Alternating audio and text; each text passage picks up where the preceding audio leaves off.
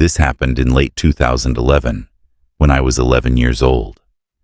I was living in a small town in Sweden with my mother and her husband in a relatively large house. The house wasn't soundproof. You could be upstairs and still hear what was happening in the kitchen. That night, my parents were going to visit my grandmother, and I really wanted to stay home alone. You know, when you're 11, you think you're old enough not to need a babysitter.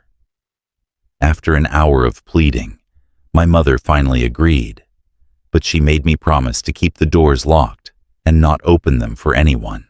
I felt proud of myself, sitting in the living room, watching SpongeBob and eating a big bowl of ice cream. It was a perfect night, until I heard a faint knock on the front door. At first, I didn't think much of it. Maybe I was imagining things. I continued watching TV, but 5 minutes later, there was another knock, this time louder. That's when I started feeling uneasy. I sat still, staring at the door, my heart pounding. The knocking continued for about 30 seconds, and then suddenly stopped. The only sound left was the TV. I tried not to panic, grabbed my phone, and called my mother. She told me to go to my room, lock the door, and wait until they returned in 20 minutes. I did as she said, but I left the TV on in the living room to make it seem like someone was still there. I sat in my room, trying to calm myself. Then someone started knocking on the front door again. But this time, it wasn't just knocking. It was loud, violent banging. I froze in place, unable to move. I felt my heart drop into my stomach. And then, after what felt like an eternity, I heard the worst sound imaginable. The lock clicking open. Someone was inside the house. I covered my mouth, trying to silence my breathing. I heard slow, heavy footsteps moving around. Then suddenly, the TV turned off. My stomach twisted in terror. The house fell completely silent, except for the sound of the footsteps getting closer to my room. Then they stopped. A few seconds later, knock, knock, knock on my bedroom door. Then, a rough old man's voice whispered, "Open up. I have something for you."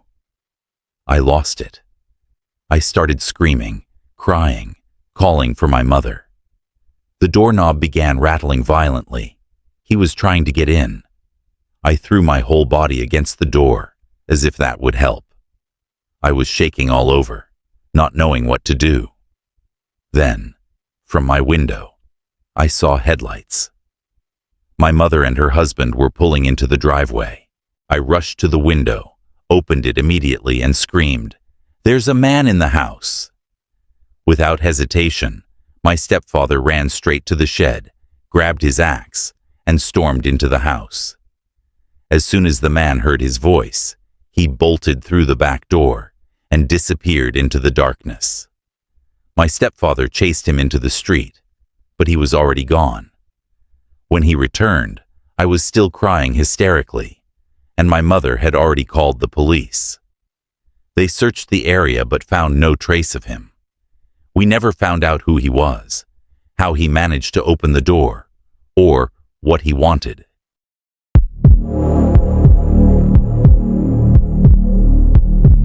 This happened when I was living in my old apartment, which wasn't exactly in the best neighborhood.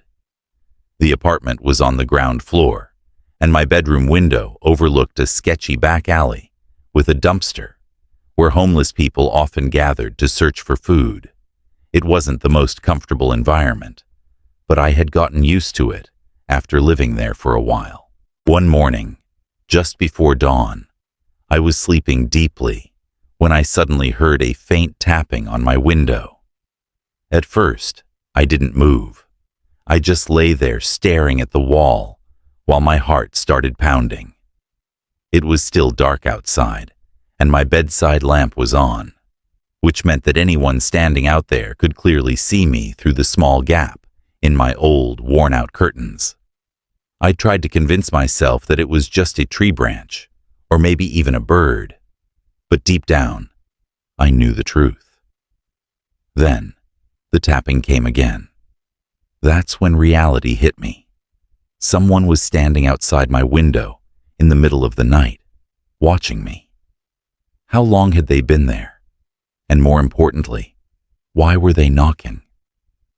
My mind immediately went to the worst-case scenario. Maybe one of the homeless people had become aggressive, or maybe this wasn't just some random passerby. Something inside me told me not to turn around, not to give this person any sign that I was aware of them. I felt like if I looked at them, if our eyes met, something terrible would happen. Instead of panicking, I forced myself to sit up slowly, rubbing my eyes as if I had just woken up, trying to act like I hadn't heard anything. Then, as calmly as possible, I got up and walked toward my bedroom door, as if I were just going to the bathroom. Once I was out of sight, I rushed to grab my phone.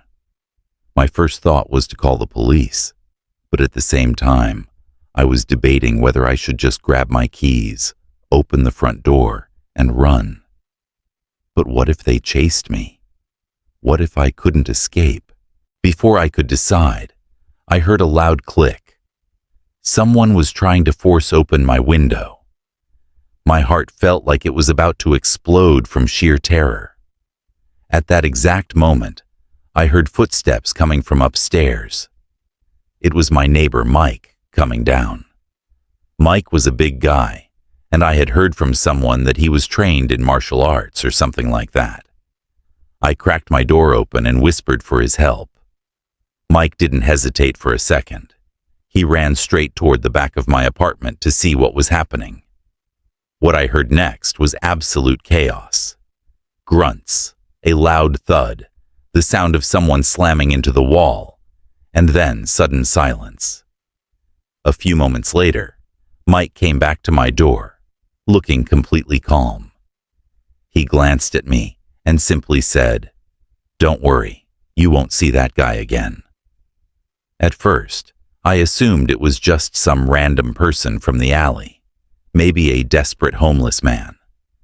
But then, Mike told me something that made my stomach twist with fear. That man didn't run into the alley as I had thought. He ran to the front of the building, jumped into a red sports car, and sped off. And trust me, this neighborhood wasn't the kind of place where you'd see people driving red sports cars. When the police arrived, they confirmed my worst fear. This wasn't just some drifter looking for shelter. This was someone who had been watching me, someone who had seen me somewhere and followed me home. To this day, I don't know who he was or what he really wanted, but just knowing that he went through all that effort to find my place sends chills down my spine every time I think about it. If you are here for the first time, don't forget to subscribe to our channel and turn on the notification bell to stay updated with our upcoming scary stories. We need your support. Please share these stories with your friends and family.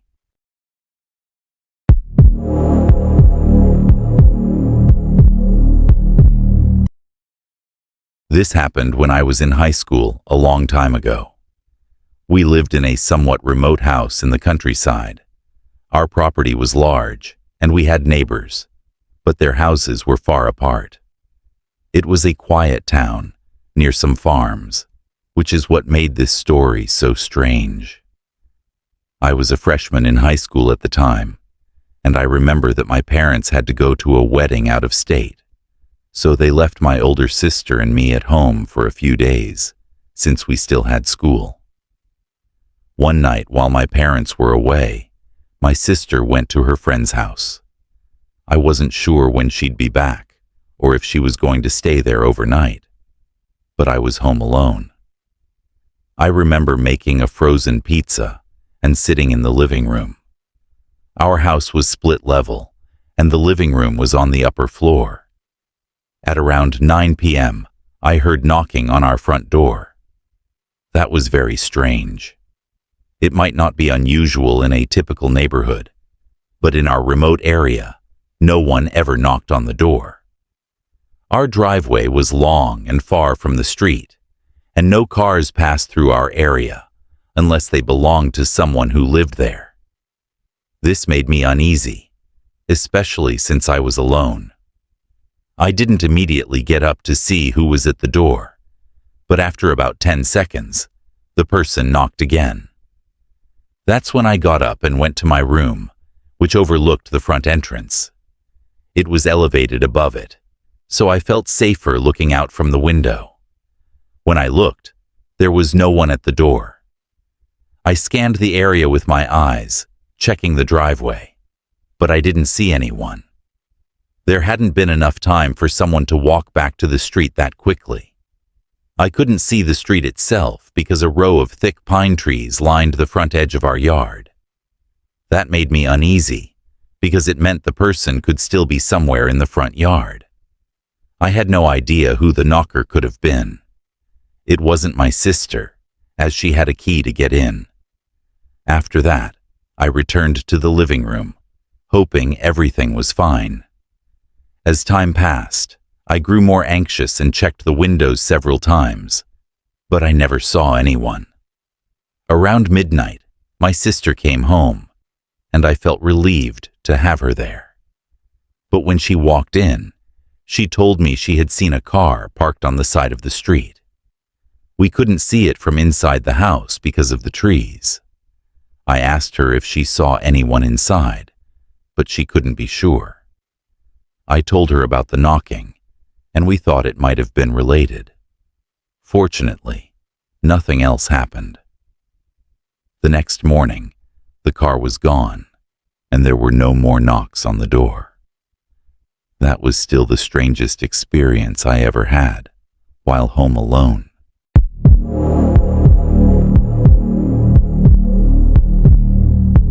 This happened in 2006 when I was 9 years old. It was a Saturday, so I didn't have school, and I spent the entire day playing Spyro on my PlayStation. My dad usually worked on weekends, while my mom worked Monday through Friday, so she used her free time for shopping.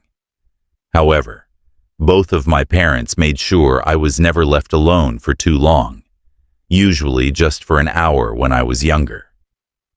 One day, my mom asked me if I wanted to go with her on her weekly shopping trip. I usually enjoyed going because I could sneak some candy into the cart without her noticing, but that day, I was too engrossed in playing Spyro, so I asked if I could stay home to finish my game. She agreed without much argument, as long as I did my homework. That sounded like a good deal to me, so I happily agreed. After she left, I heard the front door open and close about 10 minutes later. I assumed my mom had forgotten her sunglasses.